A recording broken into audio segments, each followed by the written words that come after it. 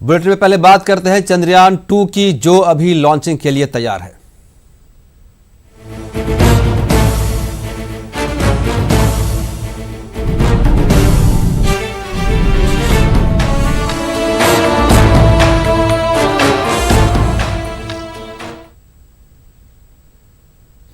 Chandrayaan 2 launching के लिए तैयार है। इस पर हिंदुस्तान ही नहीं, दुनिया की नजरें भी टिकी हुई हैं। जी हां, आज दोपहर 2:43 पर चंद्रयान 2 की लॉन्चिंग होगी, जिसको लेकर हर कोई फख्र महसूस कर रहा है और इस लम्हे का इंतजार कर रहा है।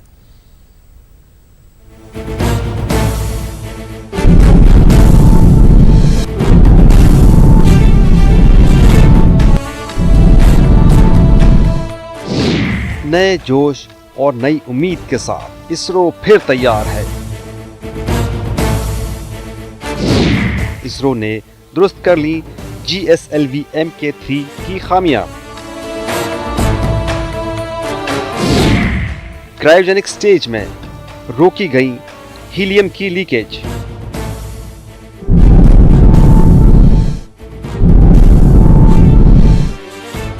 ख्वाब चांद का हो तो पूरा करने में वक्त तो लगता है। इसरो के साथ भी अब तक यही हो रहा था। दुनिया का पहला सबसे सस्ता चंद्रयान 2 बनाने में वक्त लगा और फिर उसकी लॉन्चिंग की तारीख बदलती रही। आखिरी बार 15 जुलाई को तो लॉन्चिंग से 56 मिनट 24 सेकंड पहले ही इसकी लॉन्चिंग रोकनी पड़ी। लेकिन अब इसरो तैयार है। इसरो ने चंद्रयान 2 की लॉन्चिंग के लिए ट्वीट भी किया है, गेट सेट गो। इसरो ने चंद्रयान 2 की नई लॉन्चिंग का जो वक्त तय किया है, उसके मुताबिक आज दोपहर 2:43 पर चंद्रयान 2 की लॉन्चिंग की जाएगी।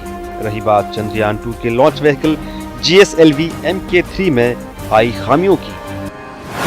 GSLV Mk3 के क्रायोजेनिक स्टेज के कमांड गैस बॉटल में प्रेशर लीकेज था। कमांड गैस बॉटल में हीलियम का प्रेशर लेवल लगातार कम होता जा रहा था। हीलियम का प्रेशर 330 पॉइंट से कम होकर 160 पॉइंट तक पहुंच गया था। कमांड गैस बॉटल में हीलियम रहता है, जो उसे ठंडा रखने का काम करता है। क्रायोजेनिक इंजन में लिक्विड ऑक्सीजन और लिक्विड हाइड्रोजन होता है। लॉन्चिंग से ठीक पहले जिस तरह से इसरो ने GSLV Mk3 की खामी का पता लगाया, उसकी वजह से पूरी दुनिया के खलाई एजेंसियों ने इसकी भरपूर तारीफ की है। खामी का पता लगाने के बाद इसरो ने उसे ठीक कैसे किया, आइए आपको वो भी बताते हैं। GSLV Mk3 कैसे ठीक हुआ? सबसे पहले GSLV Mk3 के तमाम स्टेज के प्रोपेलेंट यानी ईंधन को निकाला गया। ईंधन निकालने के बाद हीलियम गैस से भरे कमांड बॉटल को बदल दिया गया। इसरो के साइंसदानों ने वो वाल्व भी ठीक किया जिससे प्रेशर लीक हो रहा था। इसरो के साइंसदानों को पहले लग रहा था कि GSLV Mk3 रॉकेट के तमाम हिस्सों को अलग करना पड़ेगा, लेकिन ऐसा करने की जरूरत नहीं पड़ी और सिर्फ हीलियम गैस से भरे कमांड बॉटल को बदलने का काम पूरा किया गया। और इसी वजह से महज 7 दिन बाद इसरो ने एक बार फिर चंद्रयान 2 की लॉन्चिंग का फैसला लिया। चंद्रयान 2 की लॉन्चिंग में 7 दिनों की ताखीर हो रही है। ऐसे में चंद्रयान 2 के चांद पर पहुंचने के पहले 6 सितंबर का जो वक्त तय किया गया था, उसे बदलकर अब 13 सितंबर कर दिया गया है। चंद्रयान 2 की लॉन्चिंग के लिए फिलहाल तो सब कुछ ठीक नजर आ रहा है और पूरा मुल्क ये दुआएं भी कर रहा है कि इस बार इसकी लॉन्चिंग में कोई दिक्कत नहीं आए, क्योंकि ऐसा हुआ तो फिर 3 महीने का इंतजार करना पड़ेगा।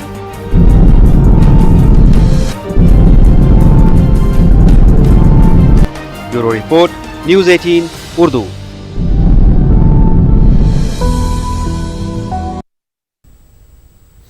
और आइए अब सुनते हैं चंद्रयान 2 की लॉन्चिंग पर साइंसदानों का क्या कुछ कहना है।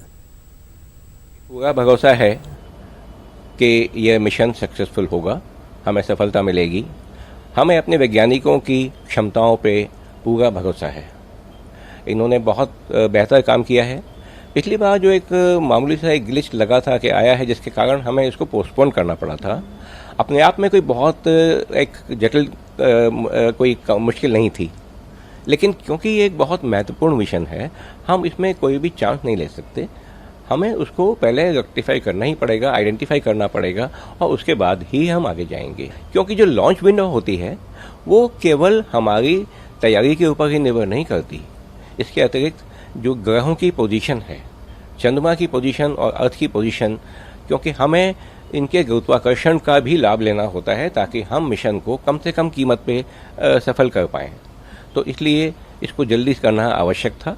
इस जो हमारा चंद्रयान मिशन है, खाली यही नहीं, हमारा जो स्पेस प्रोग्राम रहा है, इसकी एक बहुत बड़ी खूबी और रही है कि ये पूरी तरह से इंडिजिनस है, स्वदेशी है। एक और बात मैं कहना चाहूँगा कि हमारा प्रोग्राम स्वदेशी होने के साथ साथ इसका जो मुख्य उद्देश्य रहा है, हमेशा ही अपने जनता की, हमारे भारत के लोगों की और समस्त मानव जाति की कल्याण के लिए रहा है, ना कि किसी से होड़ करने के लिए। तो इसलिए जब प्रॉब्लम आई तो हमें कोई जल्दी नहीं थी कि हमें करना आज ही करना है। हम रुके, सब अपनी समस्या को दूर किया और हम पूरी तरह तैयार हैं। देश के लिए ये बहुत बड़ा मिशन है। बड़ा मिशन इसलिए नहीं कह रहा मैं इसको कि ये कोई बहुत सारी चीजें हम करने जा रहे हैं इस मिशन में। मानव का भेजना स्पेस में इससे बड़ा मिशन होगा। तो मिशन बड़ा होने का ये मतलब नहीं है। मिशन बड़ा होने का मतलब यह है कि हम बहुत सारी चीजें पहली बार करने जा रहे हैं। जैसे लैंडर को हम पहली बार उतारने जा रहे हैं, सॉफ्ट लैंडिंग करने जा रहे हैं। साउथ पोल के एरिया में क्रेटर्स के बीच में खैरियत से लैंडर और रोवर दोनों को उतारना, ये बहुत कॉम्प्लेक्स मिशन है। ये टेक्नोलॉजिकली कॉम्प्लेक्स है और हम साइंस की दुनिया में बहुत तेजी से कदम बढ़ा रहे हैं इस मिशन को लेकर के। तो इन दोनों वजहों से ये बहुत कॉम्प्लेक्स और बहुत मुश्किल मिशन है इसका कंप्लीट होना।